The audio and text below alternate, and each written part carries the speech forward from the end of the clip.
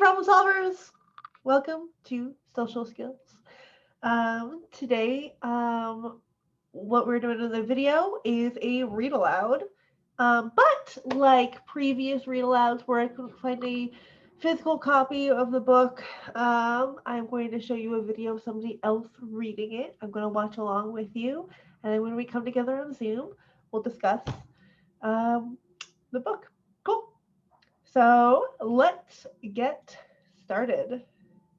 It's called Your Fantastic Elastic Brain. Stretch it, shape it. Let's go.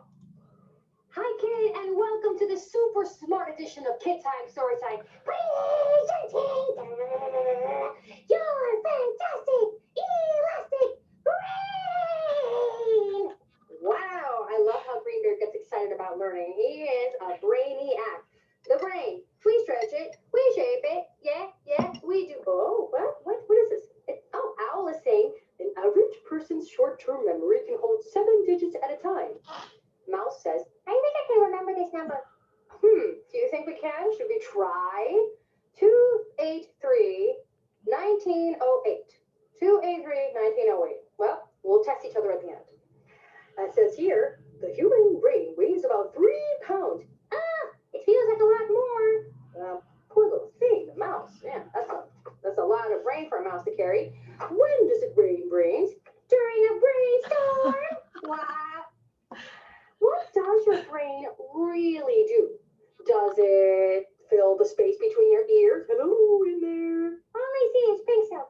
Well, yes, technically. But your brain can do so much more. Your brain helps you think and remember. Good kitty. And name what you see and what you hear. It lets you move your body and feel both touch and emotions. See, here she is thinking about these places, like she's got Paris there and Egypt, and then that's Washington D.C., and she's looking for it on the map, so it's helping her think. Your brain does all the things that make you you. For example, your brain tells you you like red foods. Your favorite word is elbow. That's an unusual favorite word. You are a ping pong champ. You know global landmarks. You're good at science. You enjoy reading pirate books. She's so unique. My favorite word is foot. I don't think I have a favorite word. Wait. I'm getting one. I'm getting pizza. But I'm still thinking about it. You think about your My favorite word is gazebo.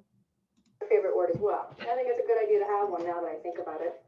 So, what is your brain? Is it a muscle? No.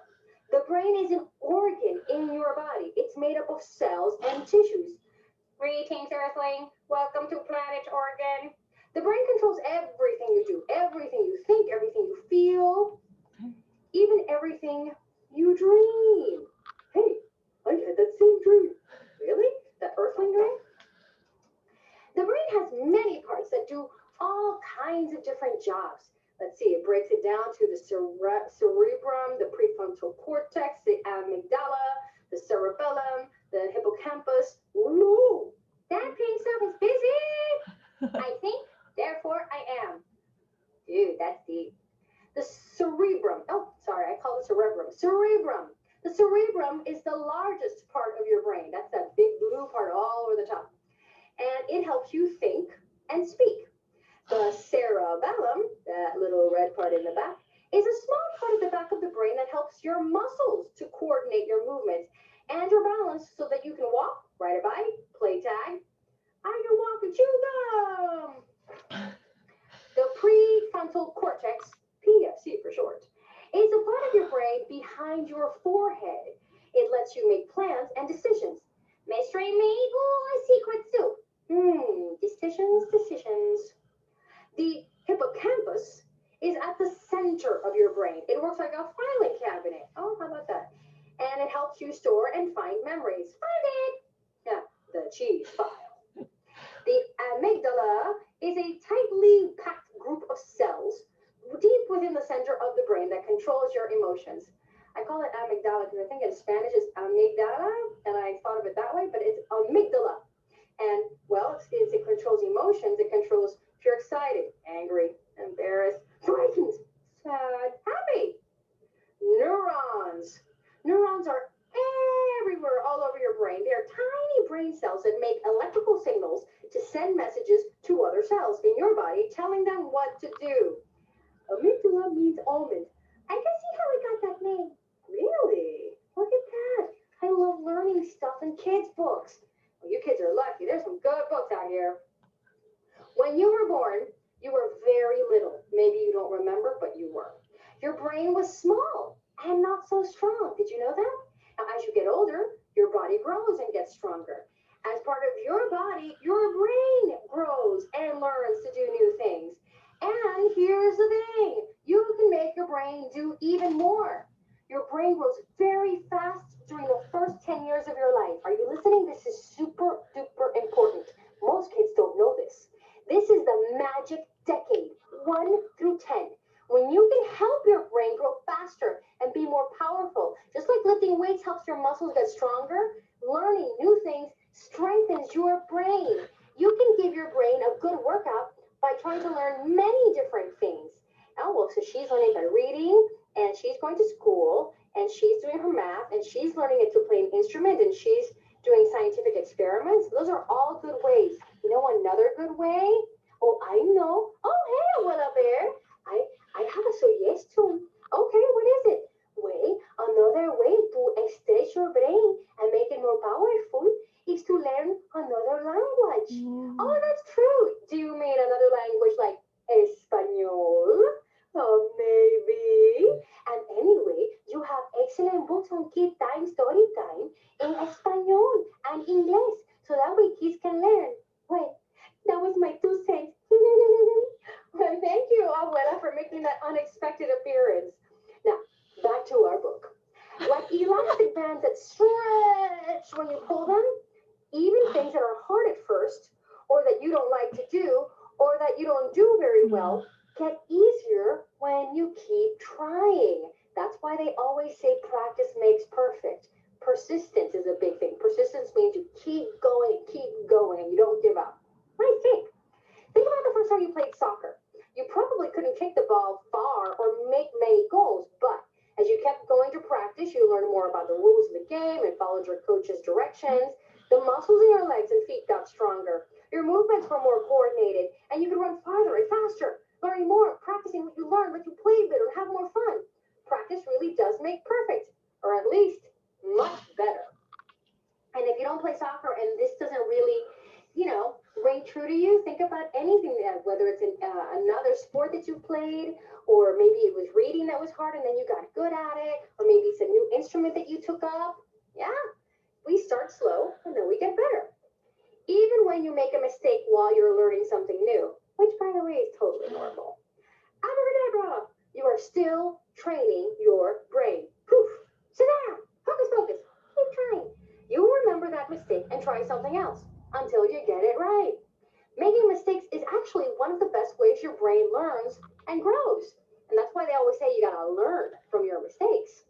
If you aren't willing to risk being wrong, you won't take the chances that stretch your elastic brain. So you have to be, well, a little bit brave. You can stretch the part of your brain that controls your feelings too. Let's jump together.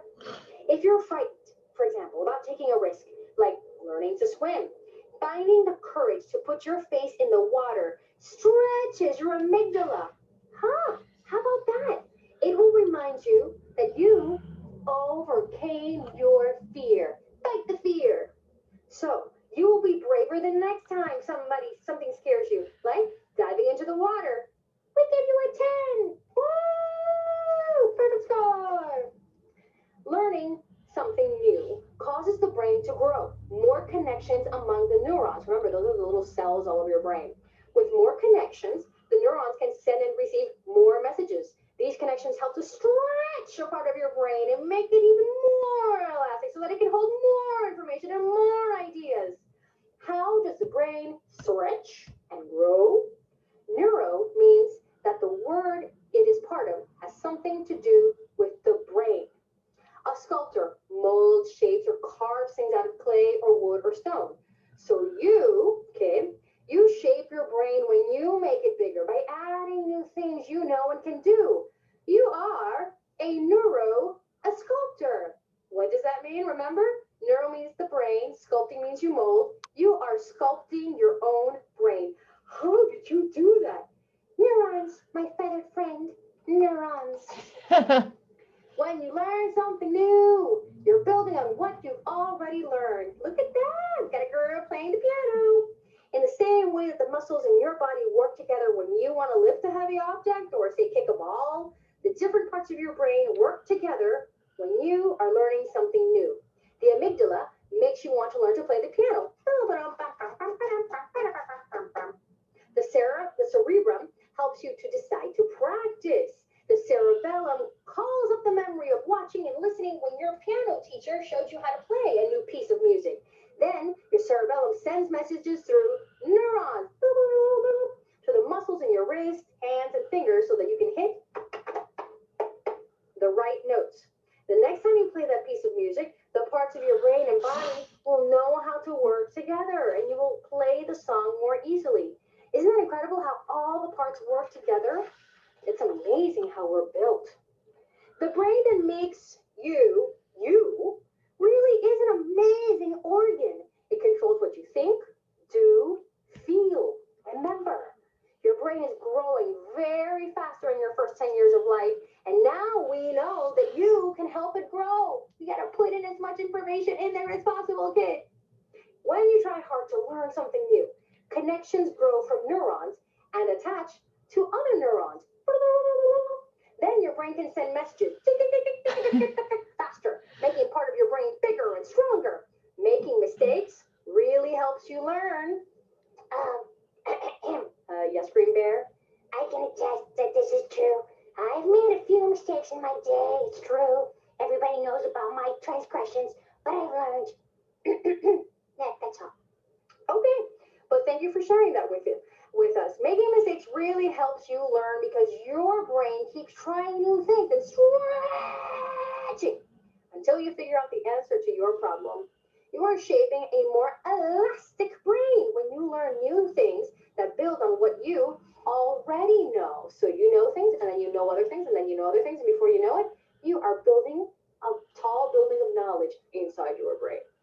The more different kinds of things you learn and think about, the more you can learn, know, and enjoy.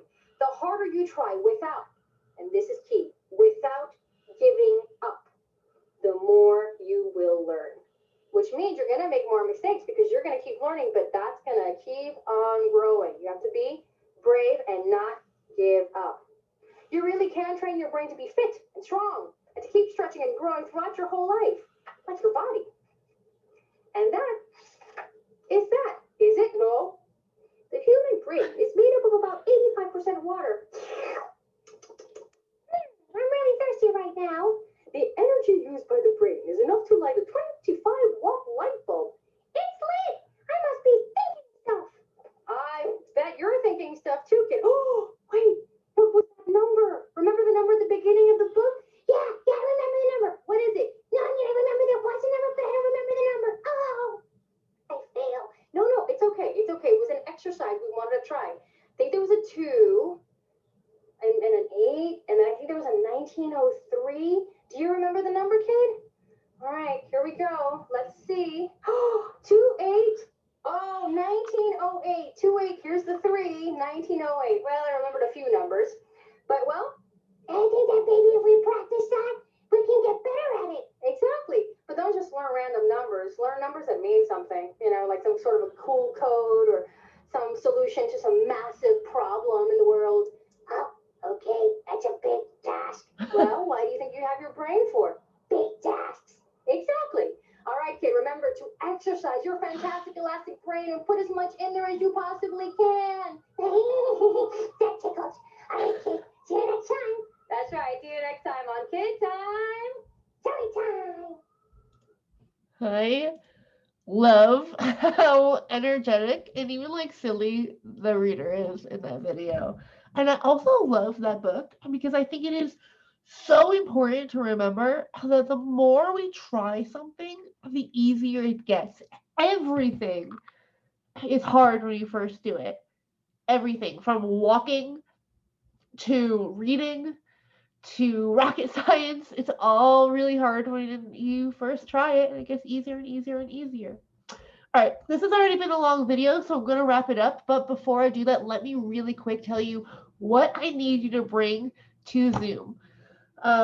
We are going to do a project for social skills, and you need a few simple supplies. One is a stack of paper. This can be computer paper, like what I have. It can be construction paper. It can be index cards. Whatever you have, we're going to build something out of paper. Build something out of paper. So I need you to have a good amount, a good stack. It doesn't need to be, this thick, but paper,